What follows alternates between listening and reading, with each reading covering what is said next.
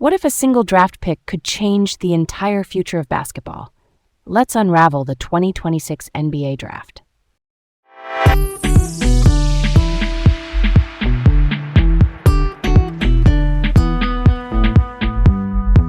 Hey there, I'm Leah, feeling curious today and excited to dive into this topic.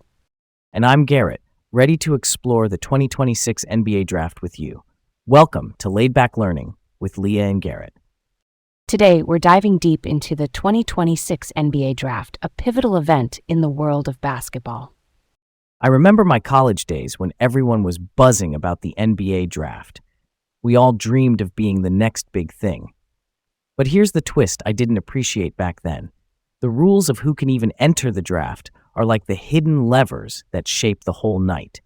Age minimums, what counts as being automatically eligible, the windows to declare or withdraw, all that stuff really decides which names we hear on stage. Let's set the stage. The NBA Draft is the league's annual talent gateway. Teams select eligible players from college, international clubs, and other pro pathways. The entire process sits on top of the NBA's Collective Bargaining Agreement, or CBA for short, which is the contract between players and owners that lays down rules. For 2026, the 2023 CBA was in force. It set the minimum age at 19 in the draft calendar year, defined who is automatically eligible, and spelled out how early entry works and how players can withdraw. Right. And automatic eligibility basically means you're in the draft pool whether you declare or not. For domestic players, that usually kicks in when you've got no college eligibility left, or you're 4 years out from high school without enrolling in a U.S. college, or you've already signed and played under a pro contract outside the NBA. For international players, it's tied to turning 22 in the draft year or certain pro contract triggers. It's like the league saying, you're old enough and far enough along, so the door's open. Then there's the NCAA piece. College players can declare to test the waters without losing eligibility, as long as they follow the rules. They can attend the combine, even work with certified agents, and then withdraw by the NCAA's post-combine deadline to return to school. For 2026, that wet window ran into late May, right after the May 10th through 17 combine in Chicago. That lets athletes get real feedback from NBA teams before deciding whether to stay in the draft. And the combine is that big pre-draft evaluation week. Measurements, athletic tests, scrimmages, interviews, and medicals. There's also the G League Elite Camp right before it, May 8th through 10 in 2026, where fringe prospects can play their way into a combine invite. It's a pipeline within the pipeline. And while we're mapping the timeline, early entry candidates had to declare by April 24th in 2026, which is 60 days before draft night. The NBA posted the early entry list on April 27th. Let's not forget the draft lottery. That's where non-playoff teams get their odds at the top picks, with worse records generally getting better odds. In 2026, the lottery on May 10th was the last one to use the classic 1001 outcome system. The Washington Wizards, after a 17-65 season, had 14 to odds and hit the number one pick. Starting in 2027, the lottery expands to involve the 8th playoff seeds too, which is a pretty big philosophical shift. Okay, early days. The draft's history is really about balance, giving teams with fewer wins a chance to climb. And in 2016, the NCAA changed its rules to let players declare, get feedback, attend one tryout per NBA team per year, and then withdraw up to 2 times without burning their eligibility. That 2-cycle flexibility matters. It acknowledges that development is not linear. A player can be a fringe prospect one spring and a first-rounder the next. Why do you think the NCAA gave them that second bite at the apple? I mean, what's the logic there? Honestly, it's a realism move. Teams' needs change, scouting intel evolves, and a college player can make a leap with one more year of coaching and reps. If the rules let you gather feedback from the combine and from team workouts, then you can calibrate. It also keeps college hoops stronger, because some guys come back better prepared and raise the level of play. Win-win, right? Totally. The post-combine withdrawal deadline is key because the combine is when players get the most up-to-date measurements and direct feedback from front offices. The rule ties the college decision point to the best information available.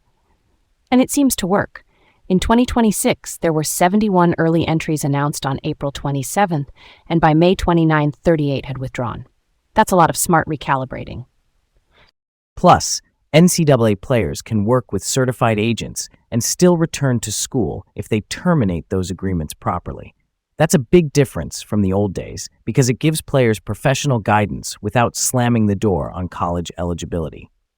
They can also do one tryout per NBA team each year, which spreads opportunity and information. Here's where it gets really interesting. 2026 brought back the full 60-pick draft for the first time since 2021. In the years in between, second-round forfeitures trimmed the slate.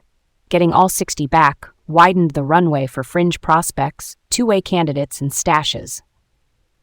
Two-way deals, by the way, are those flexible NBA contracts that let a player split time between the NBA club and its G League affiliate. More picks means more chances to find those hidden fits.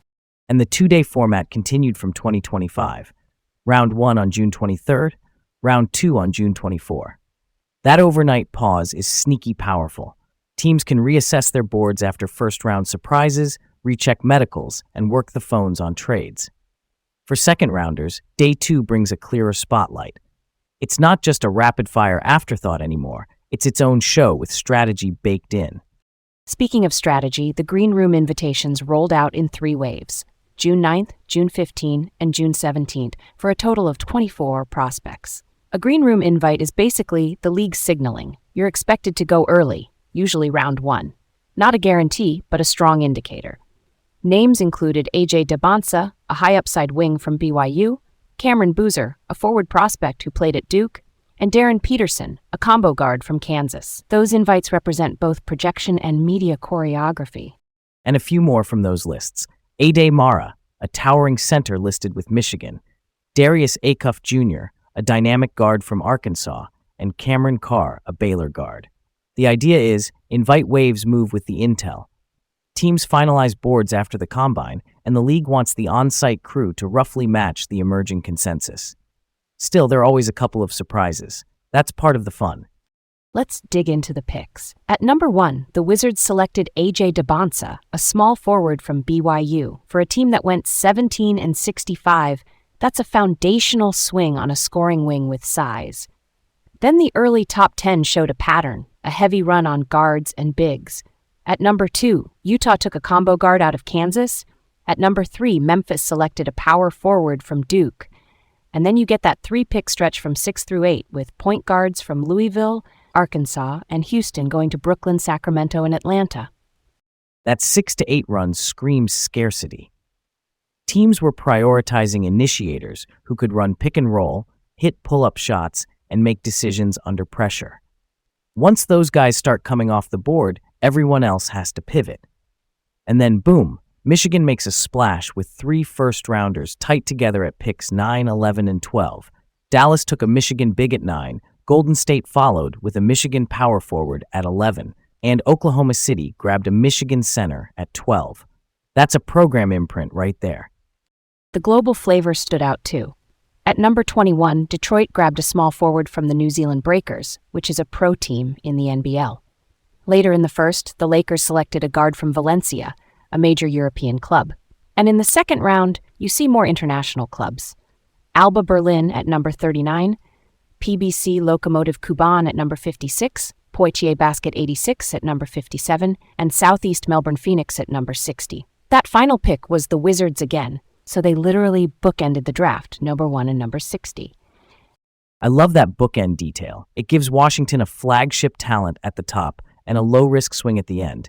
And some teams stacked volume. San Antonio picked at 20, 35, 42, and 44. That's a rebuild toolbox. Chicago went 4, 15, 38, and 56. The Knicks had 24, 31, and 55.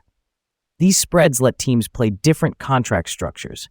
First-round scale deals, early second-round flexibility, late second-round stashes. It's like front offices mixing tools to build a competitive timeline.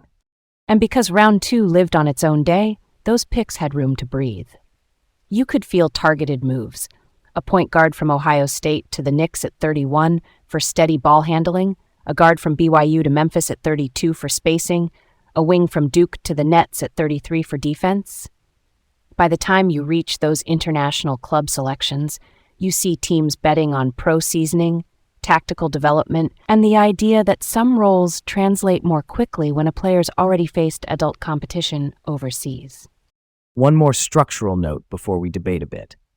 2026's lottery was the last hurrah for the 1001 combination approach.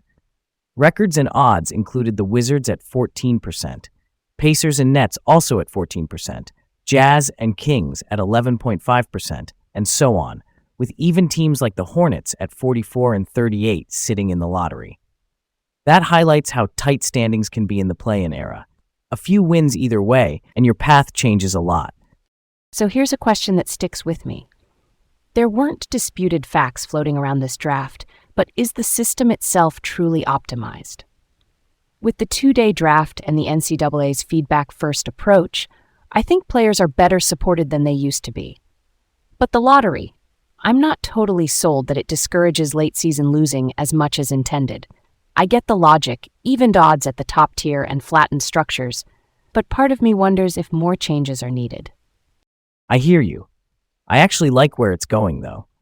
The 2027 shift to involve the eighth seeds from each conference nudges things toward broader participation.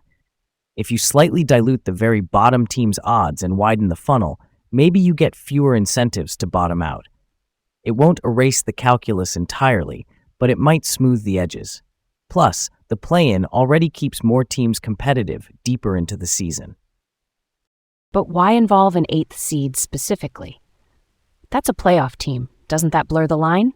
If a team makes the postseason, even as an eighth seed, it feels odd for them to have any entry point to top-tier draft fortune, even if the odds are tiny. I like the experimentation. I just want to protect the spirit of the system, reward development without sidelining teams that truly need help. That's fair. Maybe the idea is to reflect how razor-thin the margins are now. Some eighth seeds aren't juggernauts. They can be a couple injuries or close games from the lottery line. If they get a microscopic chance, it takes the sting out of chasing the 10th or 9th spot and missing. Basically, fewer dead zones in the standings. But yeah, the odds would need to be small enough not to step on lower teams' toes. And then there's the age piece. Keeping the minimum at 19 for 2026 is clear and simple. I like that it pairs with clear automatic eligibility triggers. It sets expectations cleanly. I wouldn't change that part until we see how the lottery tweaks play out, because those might have bigger ripple effects on team behavior than another shift to age rules would. I'm with you. The current setup gives players information and choice. Test the waters, use the combine, loop back to school if the timing's not right, and teams get 2 days to execute smarter. So tweaks at the margins, lottery odds, maybe refining international automatic eligibility definitions if needed. But the 2026 framework looked pretty healthy. Now, pop culture. There isn't a big 2026 draft crossover on screen, but if I were pitching a series, it'd be a behind-the-scenes docudrama that follows 3 threads: a top-tier prospect navigating green room pressure, a fringe player grinding through the G League elite camp, and a front office juggling intel between days 1 and 2. Lots of human stakes, lots of clock pressure, and interviews that make the combine feel like a courtroom for your future. I'm down for that. I'd watch a feature film about an underdog who wasn't on any mock drafts, crushes the elite camp, gets a late combine invite, and then sneaks into the early second round. The twist is the overnight gap between rounds. That's where the character gets the call that changes everything, and that pause is the heartbeat of the story. All right, counterfactual time. What if the 2027 lottery format, the one involving the 8th playoff seeds, had been implemented a year early in 2026? The first ripple is odds dilution. If you add the 8th seeds into the lottery picture, even at very low odds, you're redistributing the pie. The Wizards, who had 14%, might see that edge trimmed a hair. Maybe the Pacers and Nets, too. It probably wouldn't flip the board every time, but it could change which team gets the right to pick first in a given year. One ping pong ball bounce can rewrite a decade.